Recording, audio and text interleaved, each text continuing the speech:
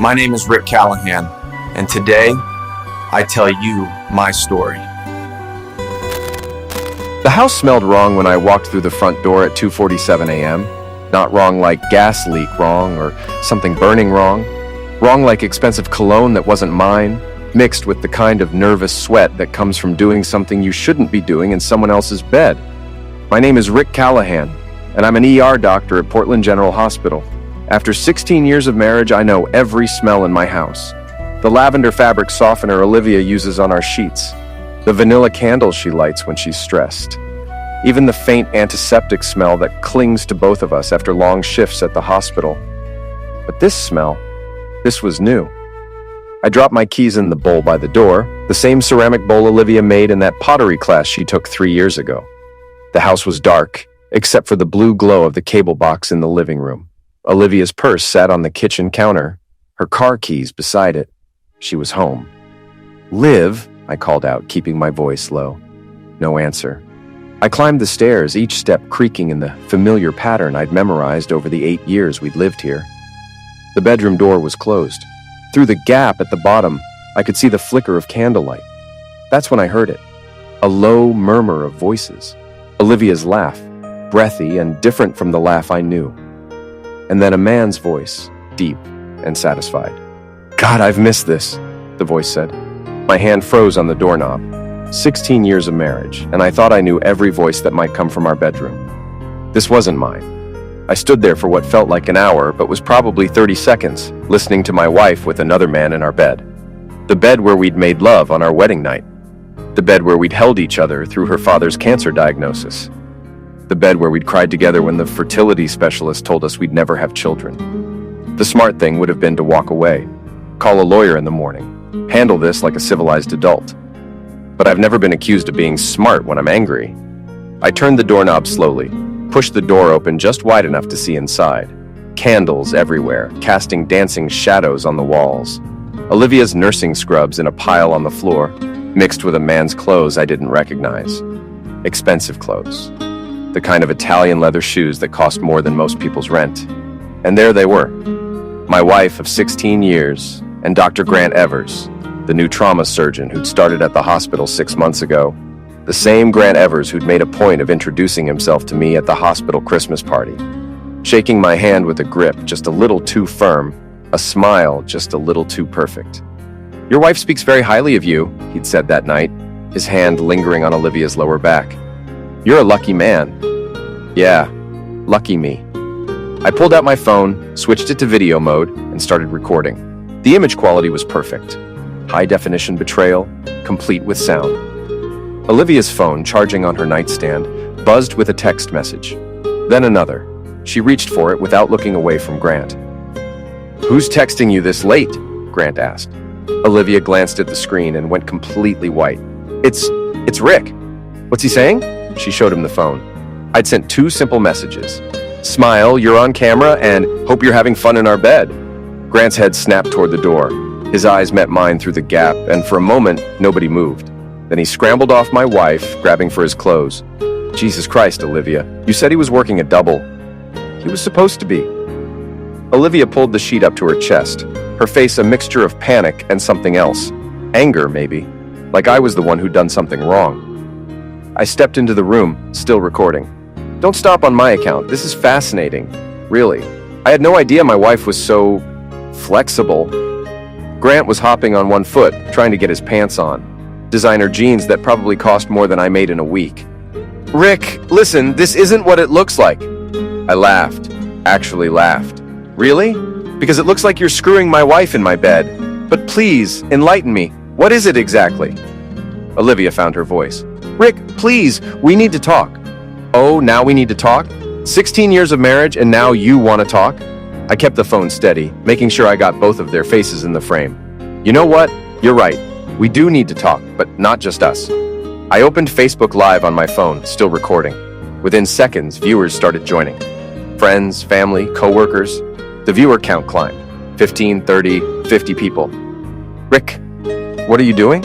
Olivia's voice cracked. "Sharing," I said. "You always said I should be more social, more open with our friends and family. Well, here I am, being social." Grant was fully dressed now, his face red with embarrassment and rage. "Turn that thing off right now or I'll—" "You'll what?" I stepped closer to him. Grant was taller than me, broader through the shoulders, but I'd spent 16 years dealing with drunk, belligerent patients in the ER. I wasn't intimidated. "You'll knock me up on live video in front of 73 people and counting?" The viewer count was climbing fast. Comments started pouring in. I could see them on the screen without reading them, but I caught a few. "OMG, is that Olivia? Rick, I'm so sorry. What a piece of garbage." Grant looked at the phone, then at Olivia, then back at me. "This is insane! You're insane!" "Maybe," I said, "but I'm not the one who just got caught with his pants down. Literally." He pushed past me toward the door, but I stepped aside and let him go. No point in getting physical. The damage was already done, and it was all on video. "Wait!" Olivia called after him, but Grant was already thundering down the stairs. The front door slammed hard enough to rattle the windows. I ended the live stream and looked at my wife. She was sitting on the edge of our bed, sheet wrapped around her, mascara running down her cheeks. 147 people, I said. "That's how many people watched you and Dr. Perfect get caught. Including your mother, by the way." She commented 3 times. Olivia buried her face in her hands. "Rick, please, I can explain." "Explain what?" "How long you've been sleeping with him, how many times you've brought him into our house, our bed, how many lies you've told me while I've been working my A off to save lives." She looked up at me, and for a moment, I saw a flash of the woman I'd fallen in love with in medical school. Young, brilliant, passionate about helping people. But that woman was gone, replaced by someone I didn't recognize. "It just happened," she whispered. "Bees." I sat down in the chair by our bedroom window, suddenly exhausted. Affairs don't just happen, Liv. They're planned, they're chosen. Every time you texted him, every time you met him, every time you lied to me about working late or having dinner with the girls, you chose him over me. It's not that simple. It's exactly that simple. I stood up, headed for the door. "I'm sleeping in the guest room tonight. Tomorrow we figure out what comes next." "Where are you going?" I turned back to look at her one more time. "To take a shower. I need to wash the smell of betrayal off me." As I walked down the hall, I could hear her crying. 16 years ago, that sound would have broken my heart. Tonight, it just made me tired. But as I stood under the hot water, washing away the worst night of my life, I felt something else creeping in alongside the exhaustion and hurt. Anger. Cold, calculating anger. Grant Evers had made a mistake. He'd humiliated me in my own home, in my own bed. He thought he was better than me, with his designer clothes and his perfect smile and his Italian leather shoes. He had no idea who he was dealing with. I woke up in the guest room at 6:30 a.m., same as always. 16 years of hospital schedules had trained my body to function on 4 hours of sleep and pure caffeine. But this morning felt different. Everything felt different. Olivia was already gone when I went downstairs. Her car wasn't in the driveway and she'd left no note. Just her coffee mug in the sink, still warm, with a lipstick stain on the rim.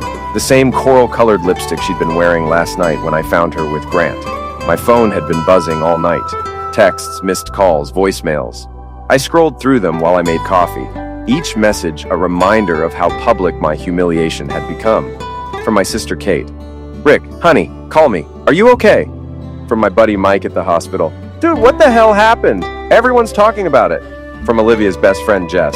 "You're a sick bastard for doing that to her. She made a mistake, but you're the monster." That last one made me laugh. I was the monster? I wasn't the one who'd spent months sneaking around, lying, cheating. But somehow, in Jess's twisted logic, I was the bad guy for exposing it. I was halfway through my first cup of coffee when my phone rang. The caller ID showed Portland General Hospital. "Dr. Callahan, this is Sandra from HR. Dr. Morrison would like to see you in his office when you come in today." "Dr. Morrison, Chief of Staff. This couldn't be good." "What time?" "As soon as possible. He's in early today." I hung up and finished my coffee, thinking. The hospital had a strict policy about personal conduct that might reflect poorly on the institution. Live streaming my wife's affair probably fell into a gray area they'd never had to deal with before. The drive to the hospital took 20 minutes through Portland's morning traffic. I'd made this drive thousands of times over the past 8 years, but today I noticed things I'd never seen before. The homeless camp under the Morrison Bridge had grown. The coffee shop where Olivia and I used to meet for lunch between shifts had a "For Lease" sign in the window. Portland General Hospital rose up ahead of me like a concrete and glass monument to human suffering and healing. I'd spent the best years of my life in that building, saving lives, making a difference. It was the one place where I felt completely confident, completely in control. Today, I wasn't sure if I'd still have a job by the end of the day. I parked in my usual spot and walked through the main entrance. The lobby was busy with the usual morning crowd, patients, visitors, staff arriving for day shifts, but I could feel eyes on me, hear conversations stop as I passed. "That's him," I heard someone whisper. "The doctor whose wife." I kept walking, head up, shoulders straight. Let them stare, let them whisper. I hadn't done anything wrong. The elevator ride to the administrative floor felt like it took forever. When the doors finally opened, I walked down the familiar hallway to Dr. Morrison's corner office. His secretary, a woman named Margaret, who'd been at the hospital longer than anyone could remember, looked up when I approached. "Dr. Callahan, he's waiting for you." I knocked on the door and heard Morrison's voice. "Come in." Dr. James Morrison was in his early 60s with silver hair and the kind of bedside manner that made patients trust him instantly. He'd been chief of staff for 12 years, and in all that time, I'd never seen him lose his temper. But he'd never had to deal with a situation like this. "Rick, sit down." I took the chair across from his desk. Behind him, through the large windows, I could see the city sprawling out toward the mountains. It was going to be a beautiful day. "I assume you know why you're here," Morrison said. "I have a pretty good idea." He leaned back in his chair, studying me. "In 30 years of hospital administration, I've never had to deal with anything quite like this. A doctor live streaming his personal life on social media, involving another member of our staff. It's unprecedented." "Dr. Morrison, with all due respect, I didn't involve anyone. I simply documented what was already happening. In your bedroom, with your wife and Dr. Evers. In my bedroom, yes. My house, my bed, my wife. I had every right to be there, and every right to record what I found." Morrison rubbed his temples. "Rick, I understand you're hurt. I understand you're angry, but the way you handled this, it's created problems. For you, for the hospital, for everyone involved." "What kind of problems?" "Dr. Evers has filed a complaint. He's claiming maltreatment, invasion of privacy, intentional infliction of emotional distress. He wants you suspended pending a full investigation." I laughed. "He wants me suspended? He was screwing my wife in my bed and he wants me suspended?" "He's also retained a lawyer, a very expensive lawyer who specializes in medical malpractice and professional misconduct cases." That stopped me cold. Grant wasn't just angry, he was going nuclear. A lawyer meant he was serious about trying to destroy my career. "What does the hospital want me to do?" I asked. Morrison sighed. "Take some time off, let things cool down. We'll conduct a quiet investigation, try to keep this from becoming a bigger circus than it already is. And if I refuse, then Dr. Evers' lawyer will probably file a civil suit, and the hospital will be forced to take sides. That won't end well for anyone." I stood up. "How long?" 2 weeks, paid leave. Use the time to get your personal life sorted out." 2 weeks. 14 days to sit at home and think about how my life had imploded in the space of one night. "Fine," I said. "But I want it on record that I've done nothing wrong. I caught my wife cheating and I documented it. If that's a crime, then the world has gone completely insane." "It's not a crime, Rick, but it's not smart either." I left Morrison's office feeling like I'd been sucker punched. Grant had managed to turn the situation around, making himself the sufferer and me the aggressor. It was brilliant in a sociopathic sort of way. The elevator down to the ER was crowded with staff heading to their shifts. I recognized most of them had worked alongside them for years, but today they avoided eye contact, whispered among themselves. All except one. Manny Restrepo was mopping the floor near the elevator bank when I stepped off. Manny had been the night janitor at Portland General for 15 years, ever since he'd gotten out of the Marines. He was in his 50s, built like a fire hydrant, with tattoos covering both arms and a sense of humor that could make even the worst shifts bearable. "Doctor, Rick," he said, not looking up from his mop. "Heard you had some excitement last night." "You could say that." "Also, heard Dr. Prettyboy is trying to make trouble for you." I looked around. The hallway was empty except for us. "Where'd you hear that?" Manny grinned. "Man, you think the janitor is invisible?" I hear everything in this place, every conversation, every rumor, every secret. And let me tell you, Dr. Evers has been making a lot of noise this morning. What kind of noise? The kind that makes him sound like a little bitch who got caught with his pants down and doesn't like the consequences. Despite everything, I smiled. Manny, you can't talk about attending physicians like that. I can talk about anybody any way I want, especially when they're screwing over good people. He stopped mopping and looked at me directly. You need anything, Dr. Rick? Anything at all? There was something in his tone that made me pay attention.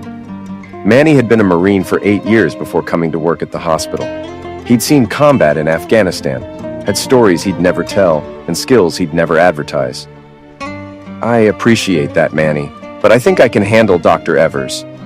I'm sure you can, but just remember, you got friends here, real friends, not the fake kind who smile to your face and stab you in the back.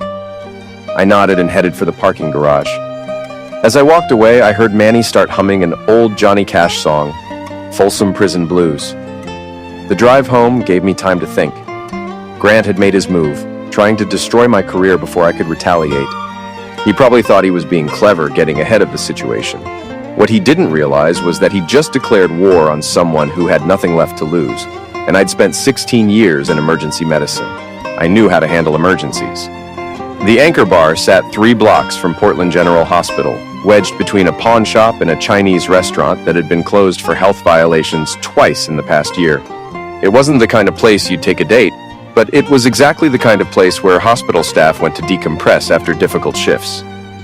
Carla Jenkins had been tending bar at the Anchor for 12 years.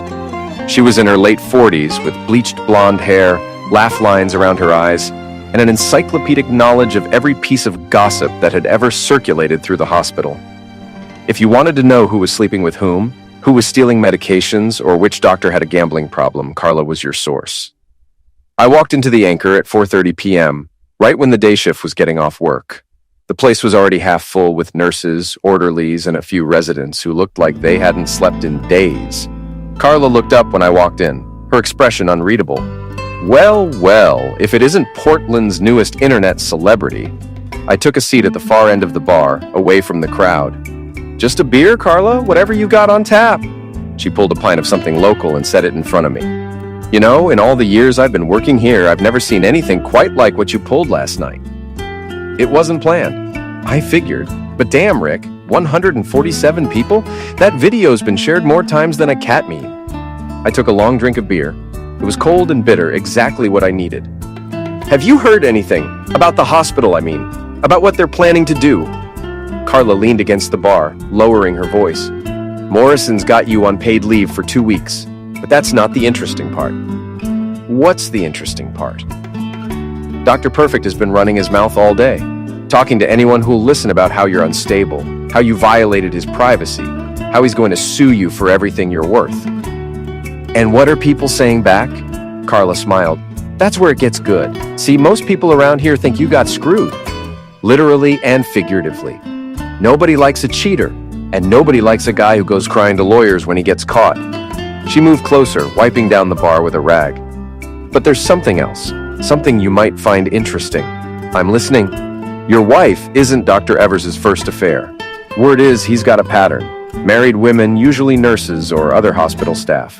He targets the ones who are having problems at home, plays the sympathetic ear, then moves in for the eliminate. My grip tightened on the beer glass.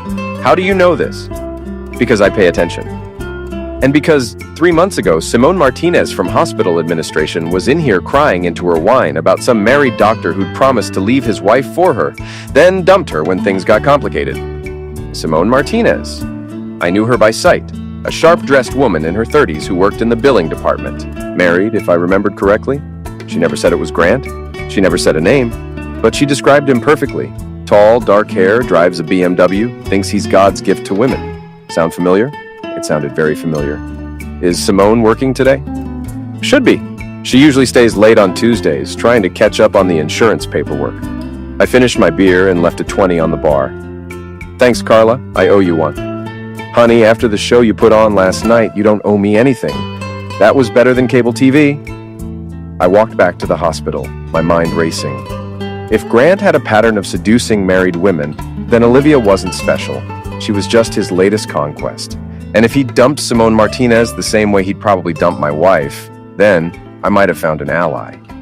The hospital's administrative offices were on the 3rd floor, in a maze of cubicles and small offices that handled the business side of medicine. I found Simone's office near the back, her name printed on a small placard beside the door. I knocked softly. "Simone? It's Dr. Callahan from the ER. Do you have a minute?" The door opened, and Simone Martinez looked out at me with curious eyes. She was attractive in a professional way, with dark hair pulled back in a bun and the kind of makeup that said she took her job seriously.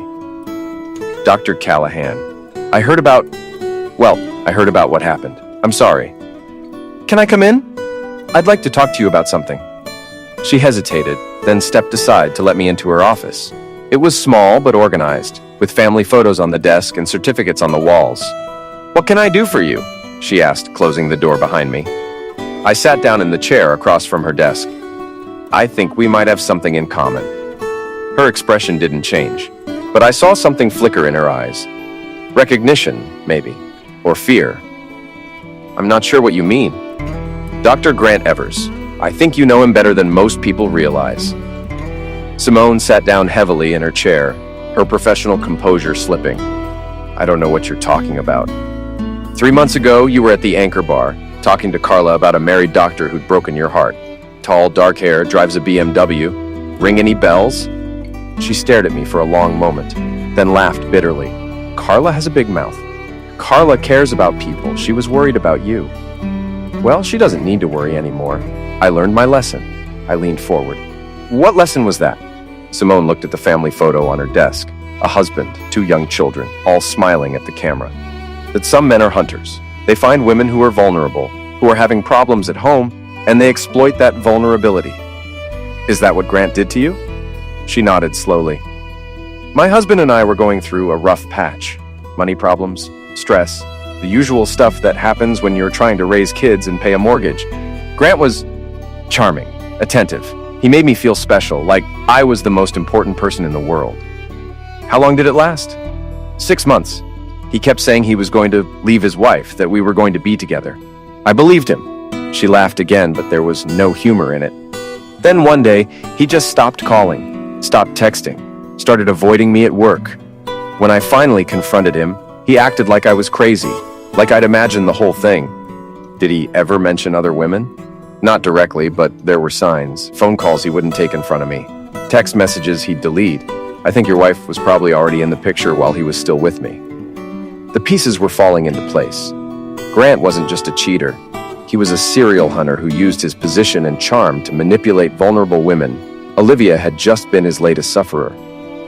"Simone, I need to ask you something, and I understand if you say no, but I think Grant needs to face some consequences for what he's done.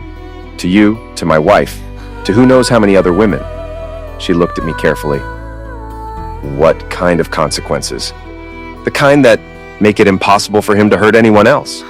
"Are you talking about going to the hospital administration? Because I already thought about that. It would be his word against mine, and he's an attending physician. I'm just a billing clerk. I'm not talking about going through official channels." Simone was quiet for a long time, staring at the family photo. Finally, she looked up at me. "What do you need?" "Information, access, and maybe a little bit of creative record keeping." She smiled for the first time since I'd entered her office. "Dr. Callahan, I think we're going to get along just fine."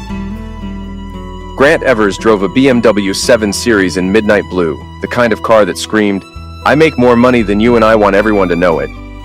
He parked it in the physician's lot at Portland General, always in the same spot, always perfectly centered between the lines. It was 11:30 p.m. when Manny and I approached the car with our supplies. The parking garage was nearly empty, just a few cars belonging to night shift staff. Security made rounds every hour, but Manny knew their schedule better than they did. "You sure about this, Dr. Rick?" Manny asked, pulling on a pair of latex gloves. "Once we do this, there's no going back."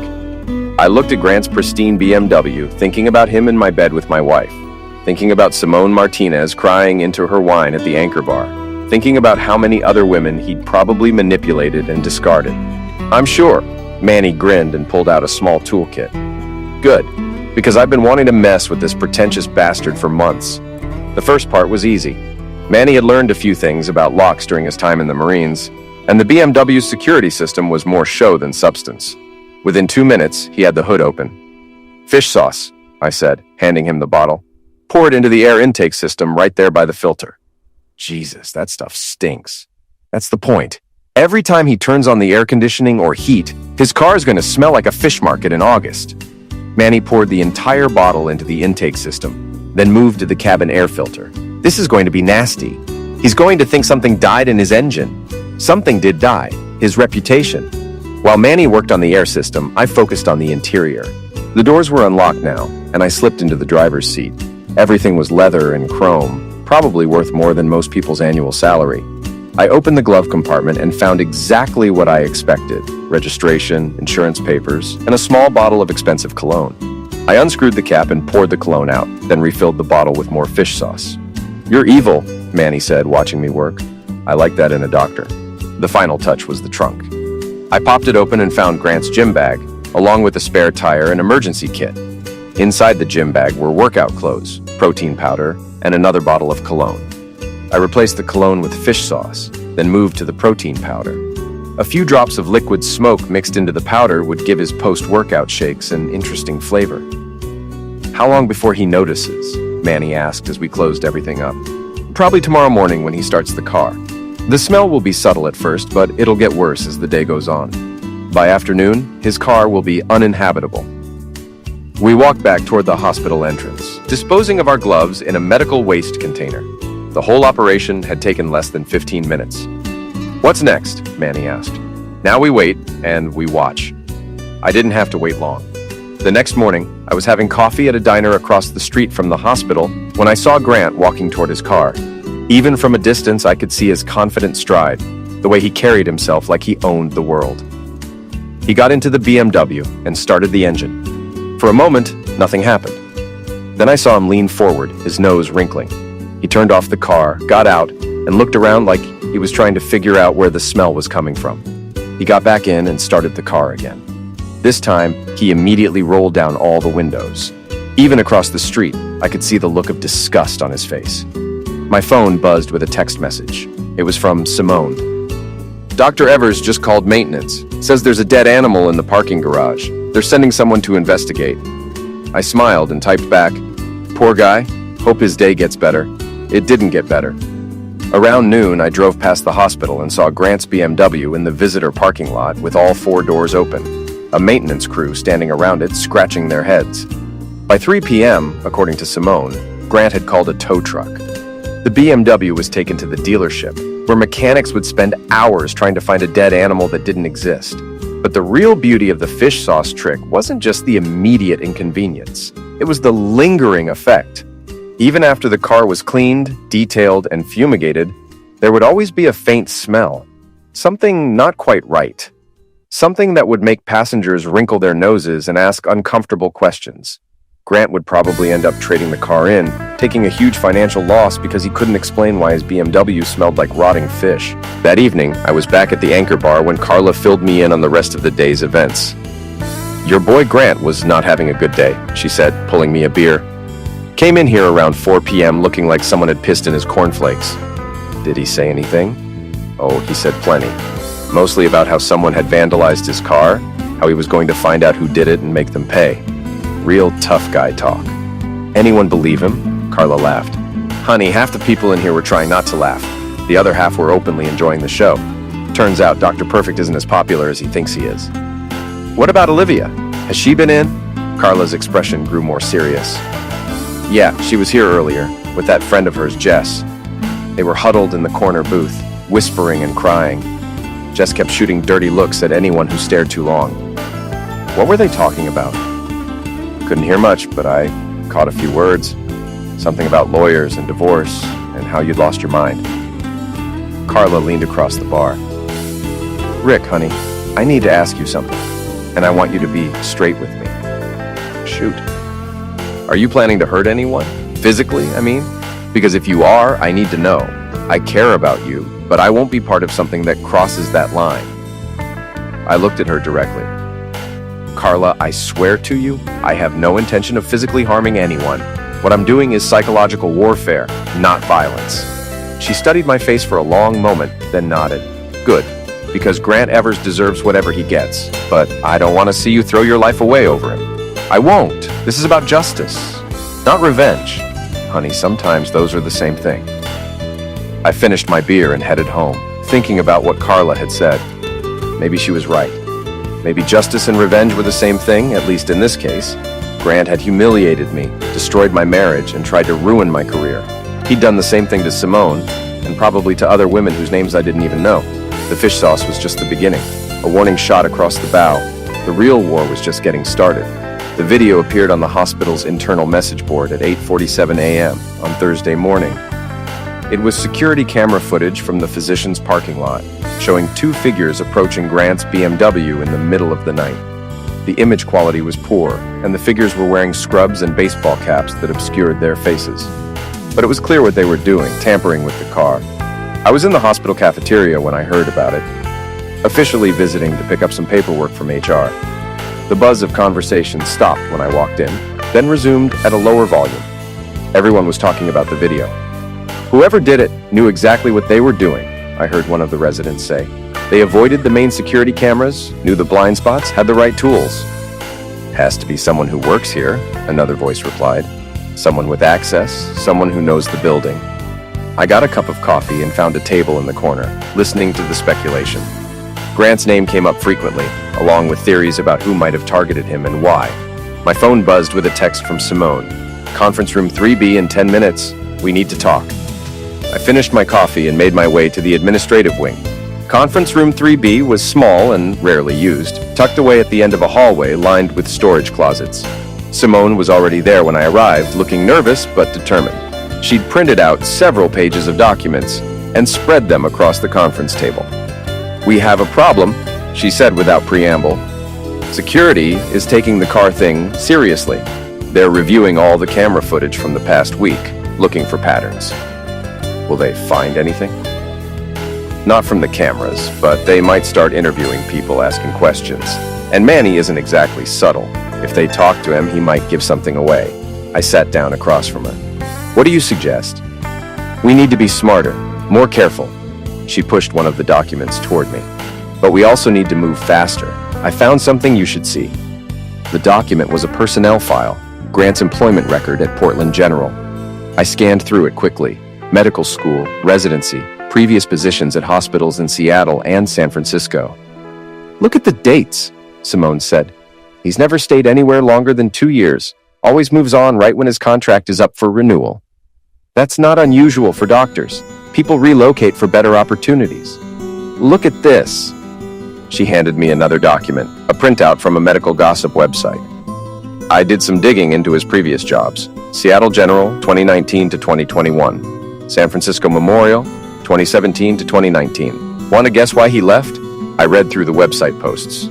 They were anonymous, but the details were specific and damning. Sexual maltreatment allegations at San Francisco Memorial, a messy affair with a married nurse at Seattle General, a pattern of carnivory behavior that followed him from job to job. Jesus Christ, how is he still practicing medicine? Because he's smart about it. He targets women who won't report him or can't report him without destroying their own lives. Married women, women with families, women who have too much to lose. Like you. Like Olivia, Simone nodded. And when things get too hot, he moves on to the next city, the next hospital, the next group of sufferers. I studied the documents, my anger building. Grant wasn't just a cheater. He was a serial hunter who'd been operating for years with impunity. "We need to stop him," I said. "Agreed. But we need to be smart about it. The car prank was satisfying, but it's not going to change anything. He'll just buy a new car and keep doing what he's been doing." "What do you have in mind?" Simone smiled, and for the first time, I saw the steel beneath her professional exterior. Complete and total destruction. Career, reputation, everything. But we do it right, and we do it legal. She pulled out another document, this one an internal hospital memo about social media policies. The hospital has very strict guidelines about online conduct. Anything that reflects poorly on the institution can be grounds for immediate termination. Grant hasn't posted anything inappropriate. Not yet. But what if he did? What if he posted something that violated hospital policy? Something that made him look like the hunter he really is? I understood where she was going. You want to create fake social media posts? I want to give him enough rope to hang himself. Men like Grant have egos. They can't stand being humiliated, can't stand looking weak. Push him hard enough and he'll lash out. When he does, we'll be ready to document everything. How do we push him? Simone's smile grew wider. Leave that to me. I have access to things you don't. Personnel files, payroll records, internal communications. I can make his life very uncomfortable in ways that can't be traced back to us. What about the security investigation? Let them investigate. They're looking for someone who broke into his car. They're not looking for someone who's systematically destroying his life from the inside. We spent the next hour going over the plan. Simone would use her access to create administrative headaches for Grant. Lost paperwork, delayed paychecks, scheduling conflicts that would make his job increasingly difficult. Meanwhile, I would work on the psychological pressure, making sure he knew he was being watched and targeted. The goal was to make him paranoid, angry, and desperate. Men in that state made mistakes, and when Grant made his mistake, we'd be ready to capitalize on it. There's one more thing, Simone said as we prepared to leave. I heard through the grapevine that Grant's been talking to a lawyer about suing you. Civil court, not criminal. He's claiming emotional distress, invasion of privacy, all that stuff. Let him try. I was in my own house recording my own wife. No law against that. Maybe not, but a civil suit could drag on for years. Cost you a fortune in legal fees, even if you win. So what do you suggest?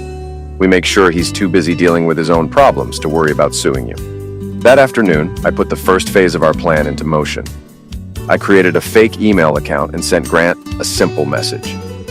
I know what you did to Simone Martinez. I know what you did to my wife. I know what you're going to do next. But I'm watching you now. I sent the email from a public computer at the library using a VPN to mask my location. Untraceable, but personal enough to get under his skin.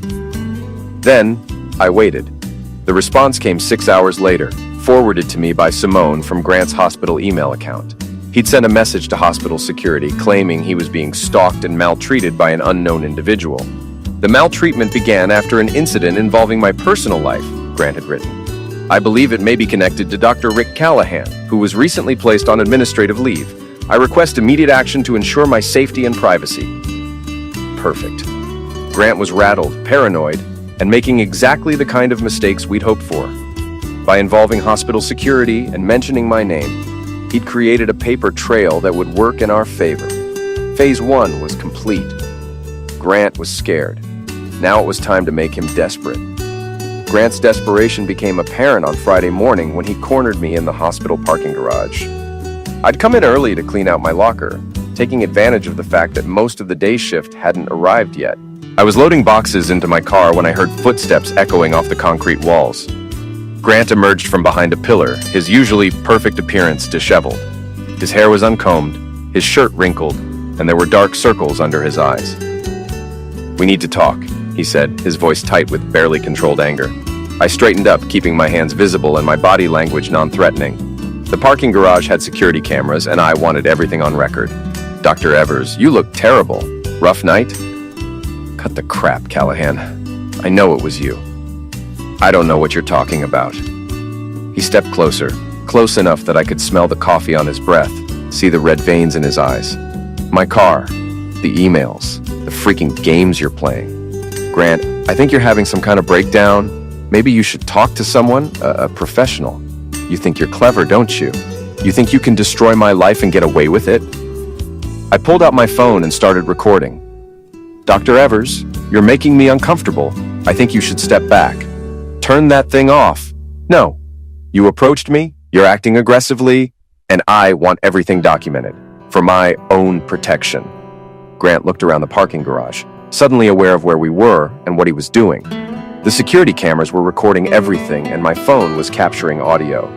"This isn't over," he said, backing away. "You have no idea who you're messing with."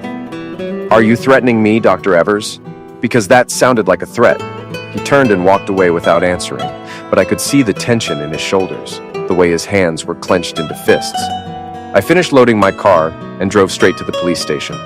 The officer who took my statement was a middle-aged woman named Detective Sarah Chen, who listened to my story with professional interest. "So, this Dr. Evers approached you in a parking garage and made what you interpreted as threats?" "That's correct. I have it on video."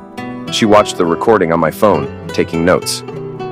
Has he made any previous threats? Not directly, but he's filed complaints against me at the hospital, hired a lawyer to sue me, and I have reason to believe he's been maltreating me through intermediaries. What kind of maltreatment?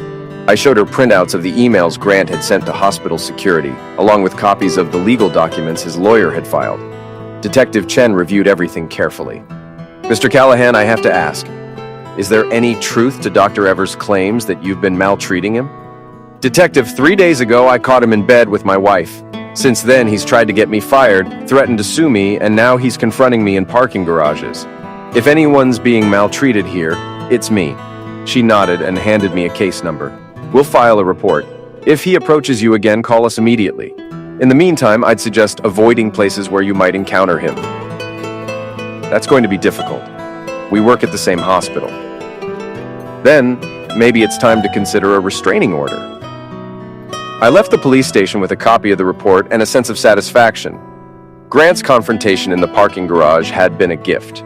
By approaching me aggressively, he'd played right into our hands. Now he was on record as the aggressor, the unstable one, the person making threats.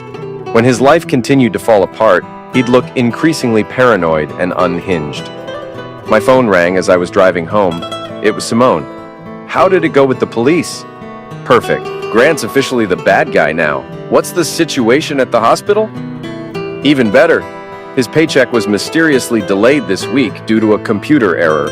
His parking pass expired and wasn't renewed, and somehow his access card stopped working for the doctor's lounge. How did you manage all that?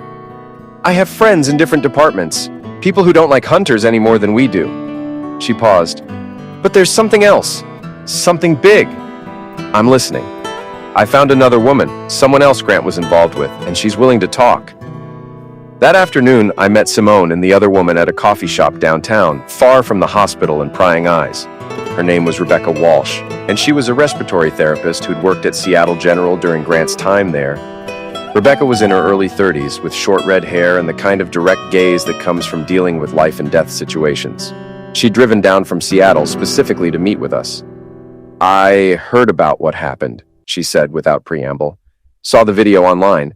Figured it was time someone spoke up about Grant Evers. What can you tell us about him? I asked. He's a hunter, pure and simple. He targets married women, women who are vulnerable, women who won't fight back when he's done with them. Rebecca's story was depressingly familiar. Grant had pursued her during a difficult period in her marriage, promising love and commitment, then discarded her when she became inconvenient. The worst part was how he turned it around afterward, she said. Made it seem like I was the one who'd pursued him, like I was some kind of desperate stalker. By the time he left Seattle, half the hospital thought I was crazy. Why didn't you report him? To who? He was an attending physician with spotless credentials and excellent references. I was a respiratory therapist going through a messy divorce. Who do you think they would have believed? Simone leaned forward. What if we could change that? What if we could make sure he faces consequences for what he's done? How? By documenting everything. Building a case that's so solid, so well documented, that no one can ignore it or dismiss it.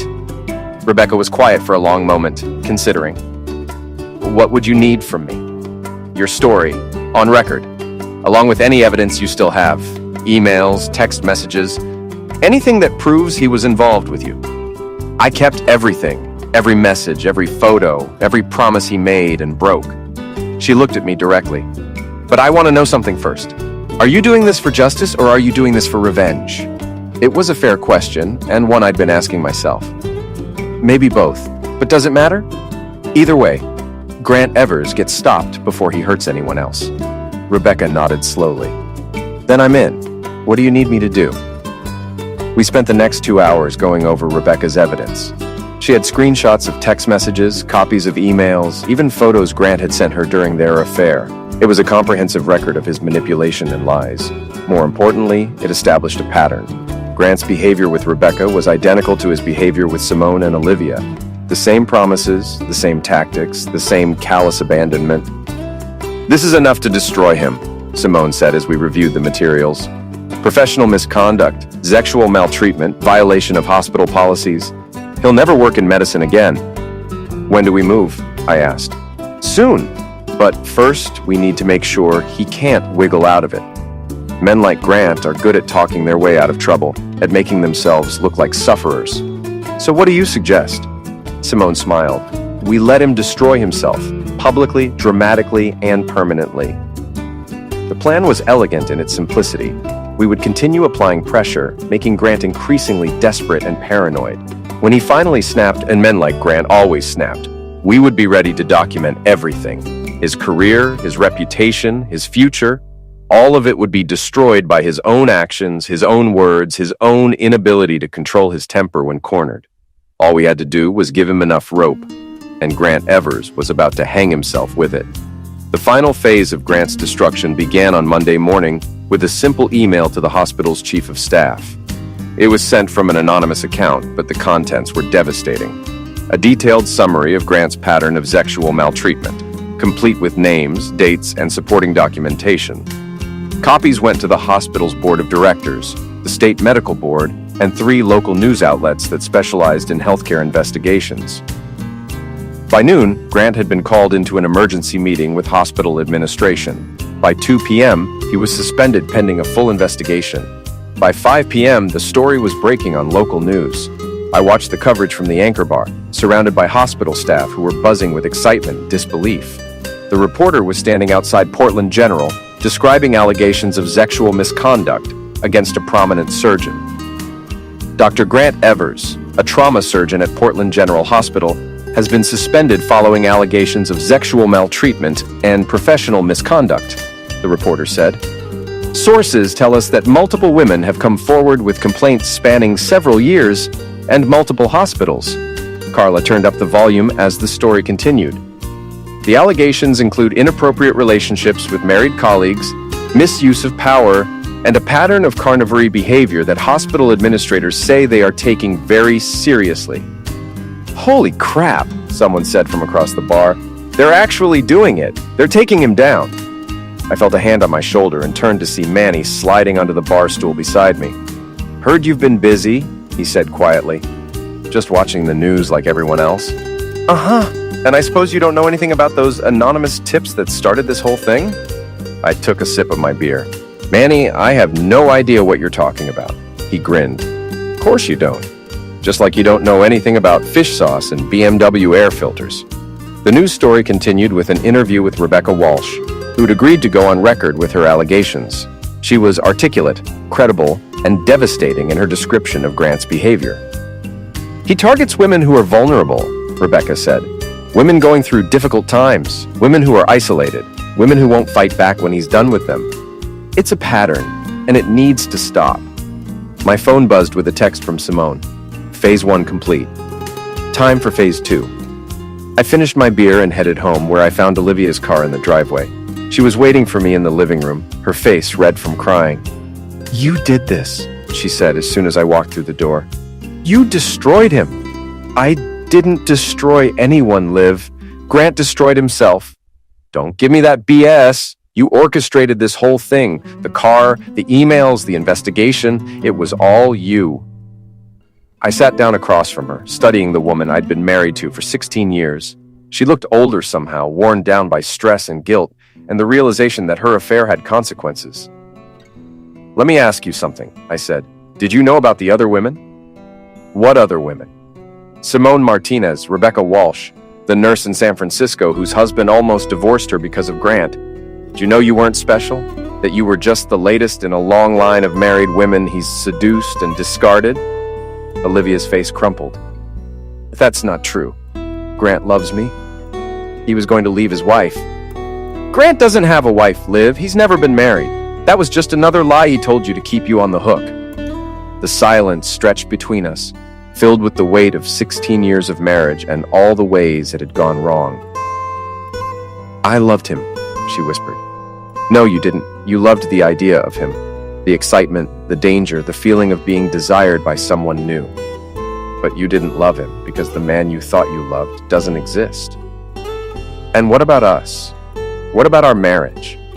I looked around the living room, at the photos on the mantle showing happier times, at the furniture we'd picked out together, at the life we'd built that was now irreparably broken. There is no us anymore, Liv. You made sure of that when you brought him into our bed. She started crying again, deep sobs that shook her whole body. Part of me wanted to comfort her, to hold her like I had so many times before. But that part was smaller now, overwhelmed by anger and hurt, and the cold satisfaction of watching Grant's world collapse. "I'm filing for divorce," I said. "You can keep the house. I don't want anything that reminds me of what we had. Rick, please, we can work through this. We can go to counseling. No, we can't. Some things can't be fixed, Liv. Some betrayals are too deep, too complete. What you did with Grant, what you chose over 16 years of marriage, there's no coming back from that." I stood up to leave, but she grabbed my arm. "What happens now? To me, I mean. My job, my reputation, everything." I looked down at her, this woman who had been the center of my world for so long, and felt nothing but pity. "I don't know, Liv, that's up to you. But if I were you, I'd start looking for a new job, preferably somewhere far from here." I went upstairs and packed a bag, taking only what I needed. Clothes, toiletries, a few personal items that mattered to me. Everything else could stay. As I was loading my car, my phone rang. It was Detective Chen from the police department. "Mr. Callahan, we need to talk. Dr. Evers has been arrested." "Arrested? For what?" "Assault. He attacked a reporter outside the hospital about an hour ago. Knocked him pretty badly before security could intervene." I felt a surge of satisfaction. Grant had finally snapped, just as we'd predicted. But more than that, he'd done it in the most public, most damaging way possible. "Is the reporter okay?" "He's in the hospital with a broken nose and a concussion, but he'll recover." Dr. Evers, on the other hand, is looking at assault charges, a lawsuit, and the end of his medical career. "What do you need from me?" "Nothing right now. I just wanted to let you know that your maltreatment complaint has been resolved. Dr. Evers won't be bothering you anymore." I hung up and finished loading my car, then drove to a hotel downtown. I'd stay there while I looked for an apartment, somewhere to start over. My phone buzzed with messages from friends and colleagues who'd seen the news. Most were supportive, expressing sympathy for what I'd been through and satisfaction that Grant was finally facing consequences. But the message that meant the most came from Rebecca Walsh. "Thank you. For the first time in years, I feel like justice has been served." I sat in my hotel room that night, watching the late news coverage of Grant's arrest. The footage showed him in handcuffs, his perfect hair disheveled, his expensive suit wrinkled and stained with blood. He looked exactly like what he was, a broken man who'd finally been held accountable for his actions. The reporter he'd attacked was giving a statement from his hospital bed, his face bruised but his voice strong. Dr. Evers attacked me when I asked him to comment on the sexual maltreatment allegations. His response tells you everything you need to know about his character. Grant's mugshot appeared on screen, and I felt a deep sense of satisfaction. This was what justice looked like. Not perfect, not clean, but complete. Grant Evers would never practice medicine again. He'd face criminal charges, civil lawsuits, and the complete destruction of his reputation. Every future employer would find his name linked to sexual maltreatment and assault. He'd gotten exactly what he deserved. And I'd gotten exactly what I wanted, the complete and total destruction of the man who destroyed my marriage. 3 months later, I was starting my new job at Oregon Health Sciences University when I got the call from Simone. Grant's criminal trial was beginning, and she wanted me to know that our plan had worked even better than we'd hoped. He pled guilty to assault, she told me over coffee at a small cafe near OHSU. 18 months in county jail plus restitution to the reporter he attacked.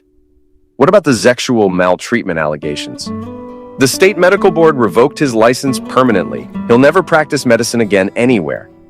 Simone smiled with satisfaction. But that's not the best part. What's the best part?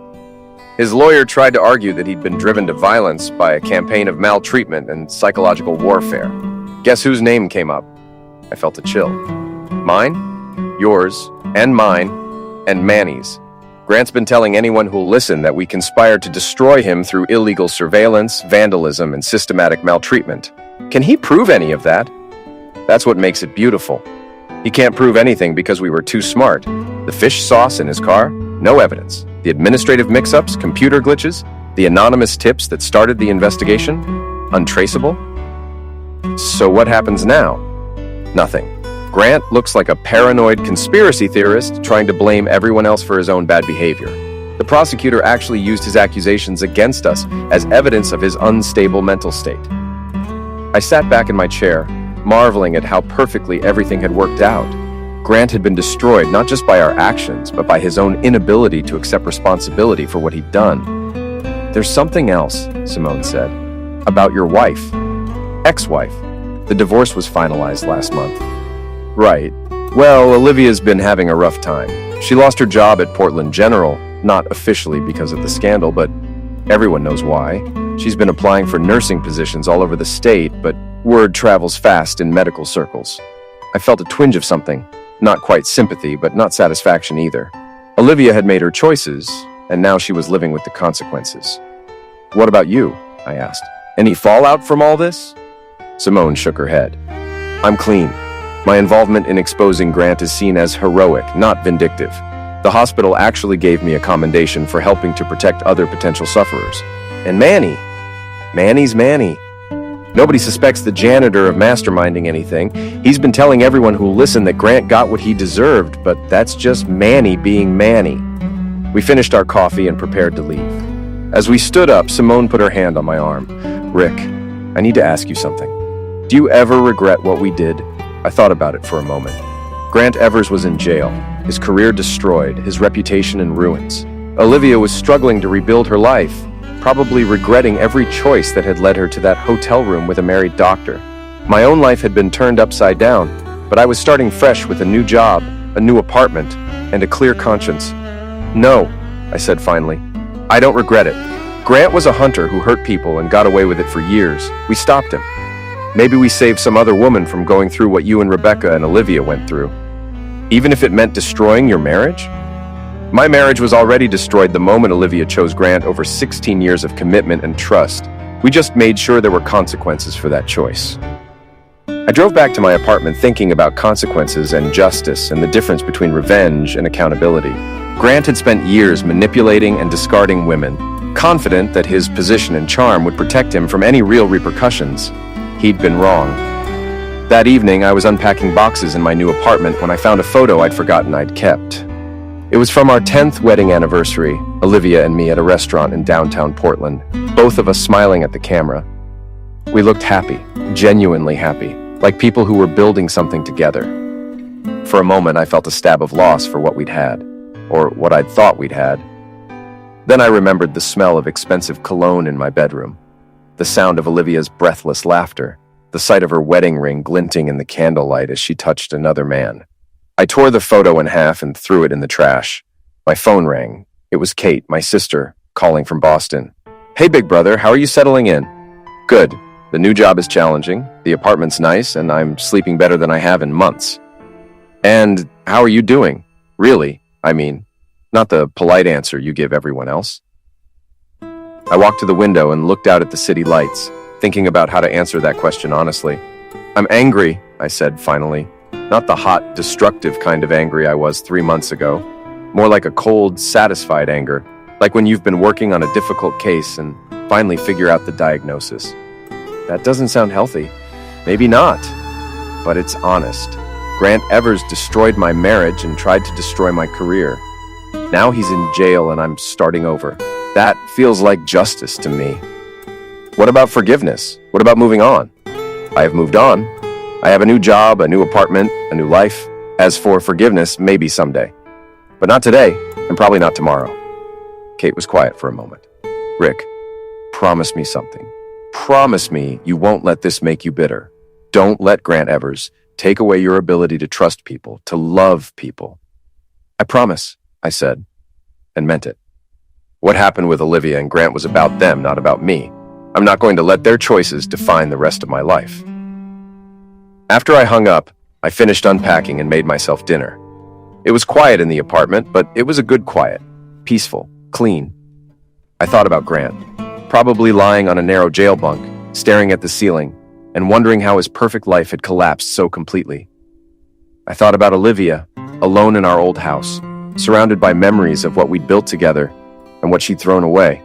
And I thought about myself, starting over at 42 with nothing but my medical degree, my reputation, and the satisfaction of knowing that sometimes, just sometimes, the bad guys actually face consequences for their actions. It wasn't the life I'd planned, but it was the life I'd chosen. And for the first time in months, that felt like enough. 6 months later, I ran into Carla at a medical conference in Seattle. She was there with her new boyfriend, a radiologist from Portland General, who'd left the hospital around the same time I did. "Rick, how are you, honey?" "I'm good, Carla, really good. How's everyone at the old place?" "Oh, same drama, different day, but things have been quieter since everything happened." "What about Olivia?" Carla's expression grew serious. "She moved to California, got a job at a small hospital in Sacramento. Heard she's doing okay, but she keeps to herself mostly. Good for her. Everyone deserves a second chance." "Even Grant?" I thought about that question. Grant was 6 months into his jail sentence. His medical license permanently revoked. His reputation destroyed. When he got out, he'd be a middle-aged ex-convict with no career prospects and a Google search that would follow him forever. "Even Grant," I said finally. "But he's going to have to earn it." Carla nodded approvingly. "You're a better man than I am, Rick Callahan." "No, I'm just a man who learned the difference between justice and revenge. Justice is about consequences and accountability. Revenge is about making someone suffer." "And which one did you choose?" I smiled. "Both, but mostly justice." That night, in my hotel room, I video called my new girlfriend, Sarah, a pediatric surgeon I'd met at OHSU. She was smart, funny, and refreshingly direct about what she wanted from life. "How's the conference?" she asked. "Educational. I ran into some people from my old job. How did that feel?" "Like looking at a photograph of someone else's life. Interesting, but not particularly relevant to who I am now." Sarah smiled. "I love that you can say that and mean it." "What do you mean?" "A lot of people in your situation would still be angry, still be carrying around all that hurt and resentment. But you've actually moved on." It took some work, and some help from friends who believed in justice. Justice is important, but so is mercy. I thought about that after we hung up. Mercy for Grant, who was paying the price for years of carnivory behavior. Mercy for Olivia, who was trying to rebuild her life after making the worst decision of her marriage. Mercy for myself, for the mistakes I'd made and the anger I'd carried and the satisfaction I'd taken in watching my enemies fall. Maybe mercy was the final step in the process. Not forgiveness, exactly, but a letting go of the need for further punishment. A recognition that justice had been served and it was time to focus on building something new rather than destroying something old. I fell asleep that night thinking about the future rather than the past, about the patients I would treat, the lives I might save, the love I might find with someone who understood the difference between passion and commitment. Grant Evers had tried to destroy my life, but in the end, he'd only succeeded in clearing away the things that weren't worth keeping. What remained was stronger, cleaner, more honest than what had come before.